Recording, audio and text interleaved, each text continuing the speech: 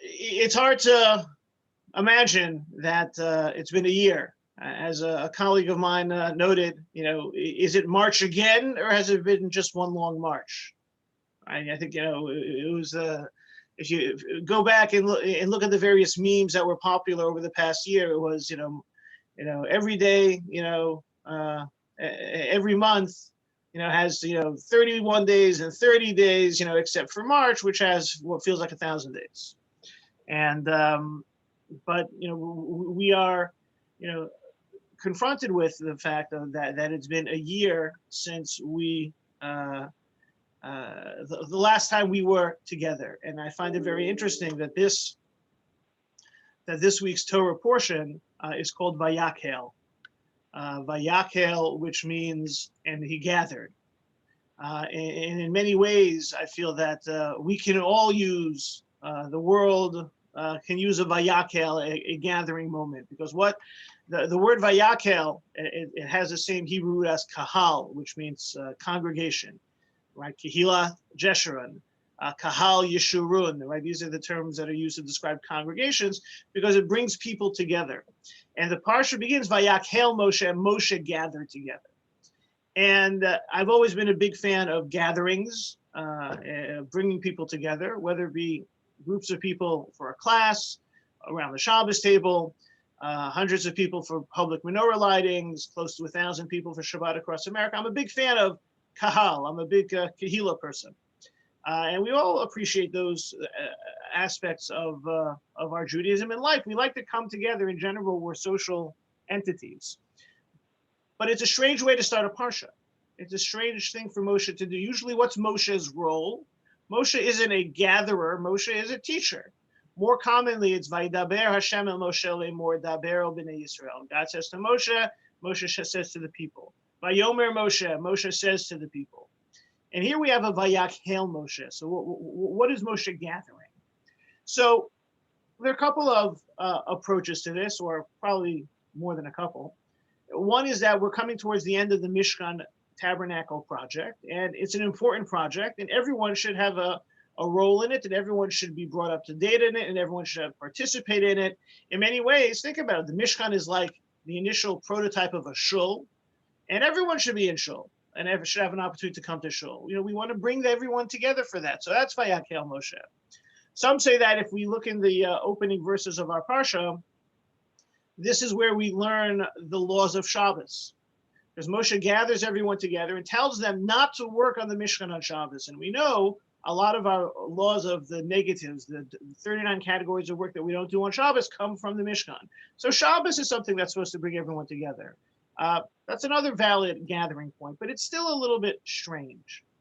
And so one of the approaches I saw from Rabbi Aaron Lichtenstein, one of the founders of Yeshiva Har Etzion, of blessed memory. He was also the son-in-law of Rabbi Joseph Soloveitchik, a big player in the modern Orthodox movement, a real religious and spiritual and intellectual leader, spoke about how we need a Vayakhel moment.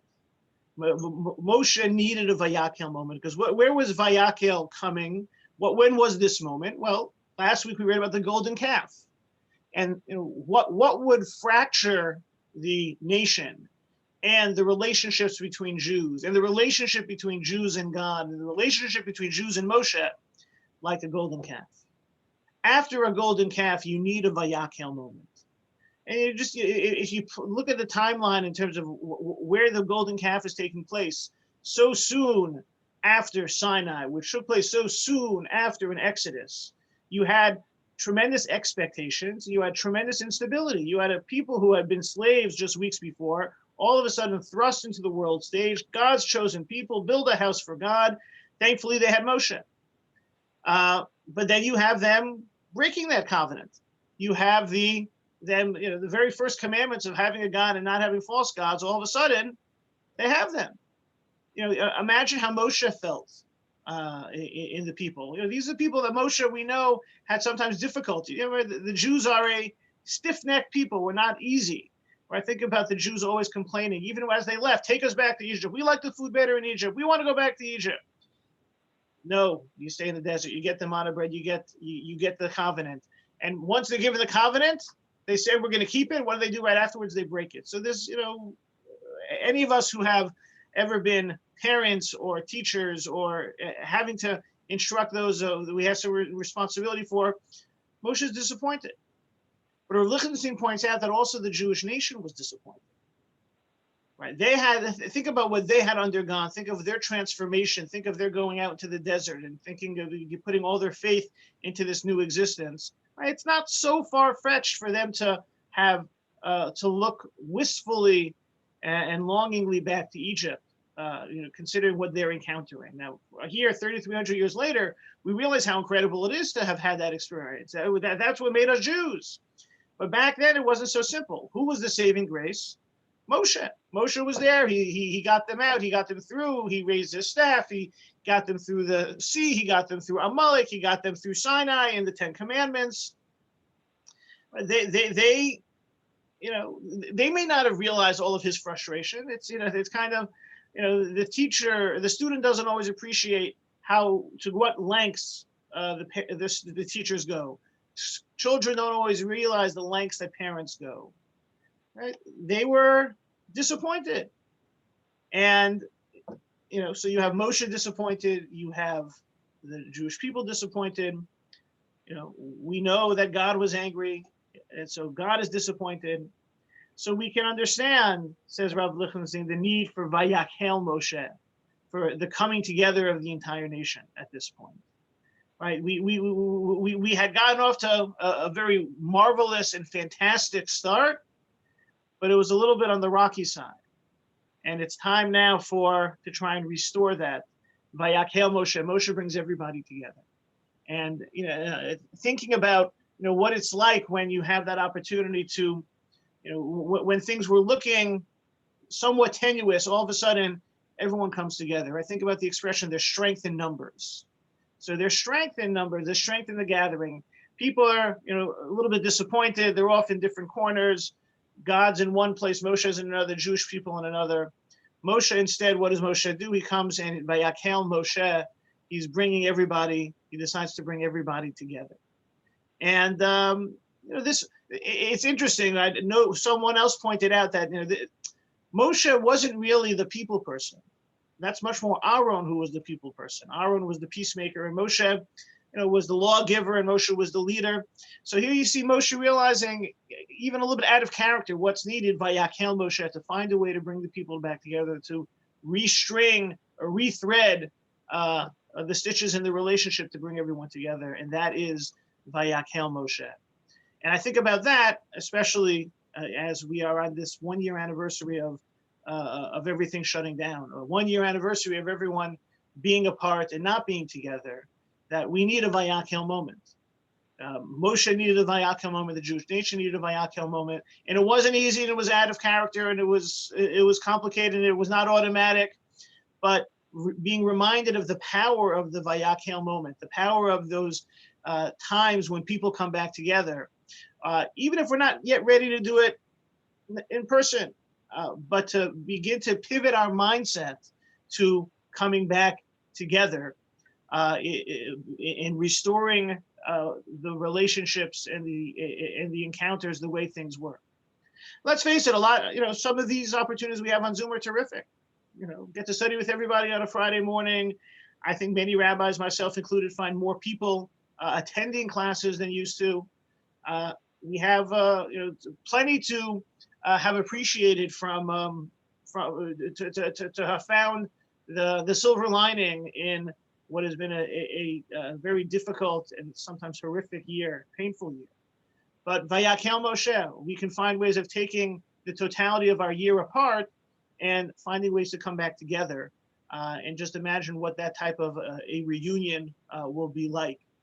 Rabbi Benny Friedman from Yeshiva Oraita in Israelite, who's someone who many of us are familiar with from his teachings and from his speeches. He always has a great army story for almost every single parsha, and he tells a story of back in 2012 when Israel had an operation in Gaza. There was a family, the daughter was getting married, and her two brothers were in the army, and they were going to be heading into battle in the operation, and we're not going to be able to be at the wedding, and everyone was very sad. But there's still a celebration. It's a simcha in the family, so it would be a simcha. It would be a different simcha, right? Think of the bar mitzvahs and bat mitzvahs and brisses and weddings we've had this last year.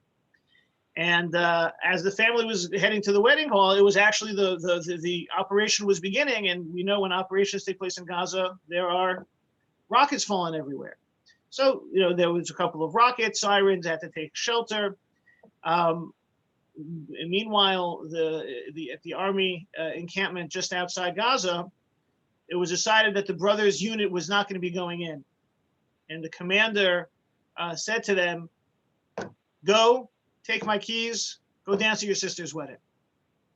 And you didn't have to ask them twice. They make a run for it. And they didn't have cell phones, because when soldiers go out into battle, their cell phones are put away. They didn't have any time to find anybody, tell anybody. No one knew they were coming. It's also late. Who knows if the wedding's still going on? Happened to be some of the sirens and the alerts for the potential incoming rockets had delayed things. And 11 o'clock, brothers walk into the wedding hall. They're still in their combat gear. They still have the camouflage paint on their faces. And you got these two soldiers. It's like a prom costume. They walk in, everything stops. And then all of a sudden, everything starts. The wedding got some new energy, and there's they continue to celebrate this wonderful simcha, Vayakhel moment. And so we may not be able to come all the way back together. It may not be of biblical proportions, but we are at a time that we can try and find our own Vayakhel moments, whether it be in our daily lives, as has been this past year, or as we try and resume back to normal, to capture the enthusiasm, the inspiration, and the excitement when we also will have a Vayakhel moment.